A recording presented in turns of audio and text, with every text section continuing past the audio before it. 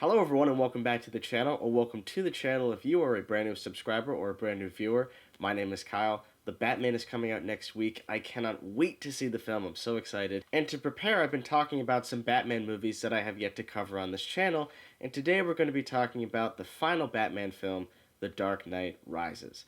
Now, I reviewed Batman Begins and The Dark Knight a while ago on the channel, I think about 6 years ago when Batman v Superman came out, that's right. But I never got around to reviewing The Dark Knight Rises. I think maybe I just had a time constraint. That's probably what it was. For anyone who's been on my channel for a while or has seen my recent content, you guys should be well aware that I love the character of Batman. I always have, ever since I was a kid. I didn't see Nolan's movies until The Dark Knight Rises came out back in 2012.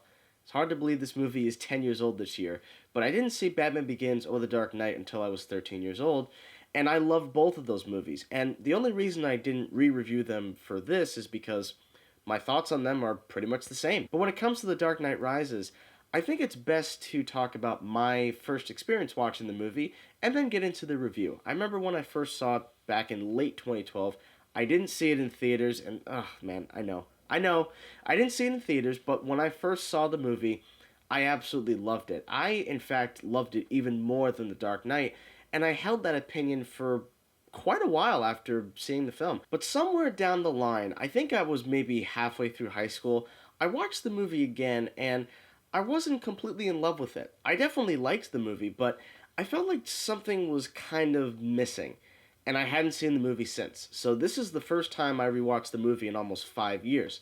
So what are my thoughts on The Dark Knight Rises? I think there's two things I'm going to say right off the bat. The first one being is that this is definitely a movie written and directed by Christopher Nolan. This is definitely not just a dumb summer blockbuster. It's the kind of movie that is intellectual. It allows you to think as you're watching it. The second thing is to jump into the opening scene, because I feel like this kind of sums up my thoughts on the overall movie. I definitely think the opening scene was a case of Christopher Nolan wanting to go bigger. With The Dark Knight, it was a heist on the ground. In this movie, it's basically a heist all the way up in the air. And you have this incredibly thrilling scene where they literally take a plane and just flip it on a 90-degree axis. It's breathtaking because they actually film that stuff for real. It actually happened. I think that's just a marvel, and it goes to show what a technical wizard Nolan and his second unit team are. The problem is that doesn't always make it better. Sometimes you can go bigger, but that doesn't mean that the overall effect of the movie is going to be as either lasting or emotionally compelling as his previous work. And I think that's one of the, I think, three biggest problems of this movie. I do think this movie has some flaws, and we'll talk about it, but there are obviously some incredible things that we're going to get into in this review, so just stay tuned. I definitely really like Christian Bale as Bruce Wayne. I feel like he definitely looks the part, he feels the part, but in this movie he's definitely aging. But you can definitely feel the torment he has over taking the blame for the death of Harvey Dent, played by Aaron Eckhart, as well as the feeling of Commissioner Gordon, played once again by Gary Oldman, who is also holding on to this torment, but in a deeper sense, because in the previous movie, Harvey Dent tried to murder his son. And I like the fact that Batman Begins set up the character of Gordon to be the guy who always follows the book. He's like the only good cop in town. And by the end of The Dark Knight, he has to withhold the secret in order to protect the thousands of inmates at Blackgate Prison. I like that because it enforces that nobody's perfect in this world. Nobody is perfect. Everyone has their problems, everybody has their flaws. And I like the fact that it's explored in this movie. Now, like I said, The Dark Knight Rises is not without its problems. And what surprised me more than I think almost anything was just how slow it felt during the first act. There is a lot of setup. I definitely think the moment where Batman finally reappears, that to me was where the movie gets good. But everything up until that point was kind of slow, and I feel like some of the pacing could have been amped up, and I feel like certain aspects of the movie didn't 100% need to be there, and that's where I go into some of the casting choices, because I do think everyone was relatively well cast, but I definitely think that some characters, to me, weren't incredible. Let's start by talking about Anne Hathaway as Catwoman, and I have to be honest, this is a bit of an unpopular opinion, but I've never been crazy about Anne Hathaway. I'm sure she's a lovely lady, I'm sure she's fine. For her as Catwoman, I didn't always really connect with that. And then there's Joseph Gordon-Levitt as Officer Blake, and spoilers, I know I already said that, but spoilers, Robin. I like Joseph Gordon-Levitt a lot as an actor. I think he's very talented, but I don't think his character needed to be in the movie. In fact, I feel like the only reason he is in the movie is to basically add this subplot that he was once an orphan, like Bruce Wayne, and I understand what Nolan was trying to do, stating that he knew that Bruce Wayne was Batman. And the other angle is he wanted to showcase the fact that there are good people still in Gotham City.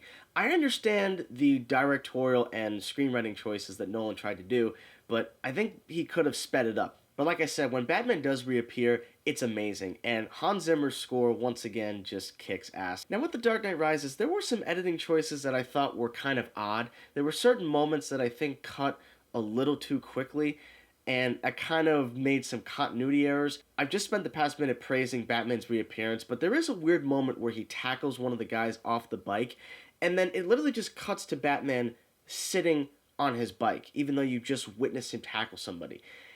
That was a weird cut, and there's quite a few of them in this movie that I'm like, I don't know if there might have been some sort of continuity error, or they were trying to save for time, but you just spent 45 minutes on a huge setup that I think could have been half that length. Now, when it comes to the action sequences, this is something that I think Nolan always struggled with.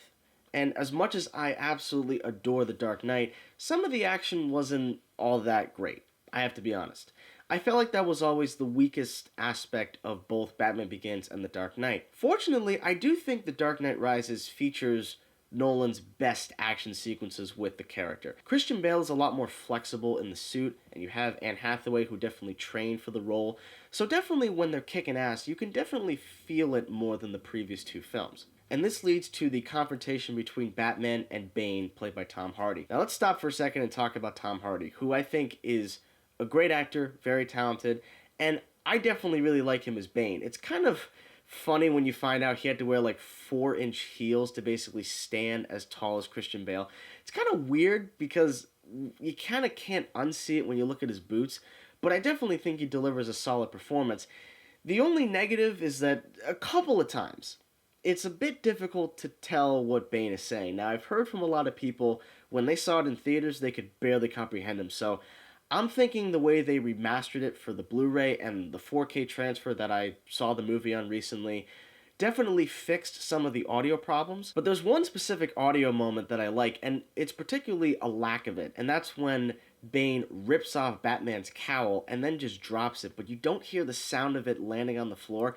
Ever since the first time I saw it, I've always loved that. Like I said, this movie is all about pain. Batman experiences the pain of, well, literally having his back broken, but he experiences the mental pain of losing Alfred. He's lost his money. He's about to lose his city. He lost the only woman he ever loved.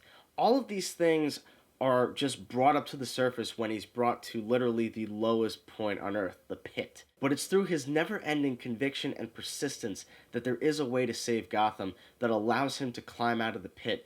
And it's just incredible. It, again, exemplifies why we all love the character of Batman, why we like to return to him throughout all of these movies. Because throughout all of these trials and tribulations, he doesn't give up. He won't stop until the job's done. The movie definitely suffers from having too many characters, and that can sometimes make the pacing of the movie feel a bit jumbled. But the even bigger thing is, until the 2-hour mark, I kept thinking to myself, this movie is good, but it's not great to me. It didn't really feel like it hit that great mark until Batman finally showed up again in Gotham City. Not as Bruce Wayne, because that, after 10 years, I still think that is incredibly stupid. How did he get back? It is never explained. He just randomly walks into Gotham after all the bridges were blown. It doesn't make sense. And I know people are going to say, well, he's Batman, but that's not a good excuse. Now, Christopher Nolan is notoriously known for always being on set during second unit. He likes to oversee all the shots himself, and he has a huge hand when it comes to editing the film. So, it is weird to me how during this incredibly awesome fight scene, that Christopher Nolan chose to have this little moment in the movie. All that being said, it leads to what is, in my opinion, still to this day, my favorite line of the movie. I know it's corny as hell, but it is the best line to me. So you came back to die with your city? No. I came back to stop you. I don't like the way Bane dies. I've always felt like, oh, well, we just have to kill Bane, so let's just kill him right then and there. I've always felt that was kind of weak. And even after 10 years, Batman carrying that bomb out of the city, I still get chills. I still was on the edge of my seat. Despite the fact that you know how the situation's going to end, it's still just as nail-biting because you really feel for the character and you really believe that Gotham is a city worth saving. A hero can be anyone, even a man doing something as simple and reassuring as putting a coat around a young boy's shoulders to let him know the world hadn't ended. For all of its problems, and there definitely are quite a few, The Dark Knight Rises still remains a fantastic movie and a great conclusion to the Dark Knight trilogy. Christopher Nolan, of course, directed the hell out of this movie, and I definitely think the acting in the film is very solid. There are a couple of over-the-top moments, particularly through Bane's voice and Batman's voice, but I still feel like I can look past it because I can comprehend what they're saying. All of the recurring supporting players are fantastic. You have the two legends, Morgan Freeman and Michael Caine, who are both funnier than ever in this movie. I had forgotten the amount of humor that they try to lay into this movie. While some of the editing could have used a little bit better work, and I do think the script could have been strengthened just a little bit more, what we have is a terrific blockbuster that gives the idea of a summer blockbuster a really damn good name. I'm going to give The Dark Knight Rises a B+.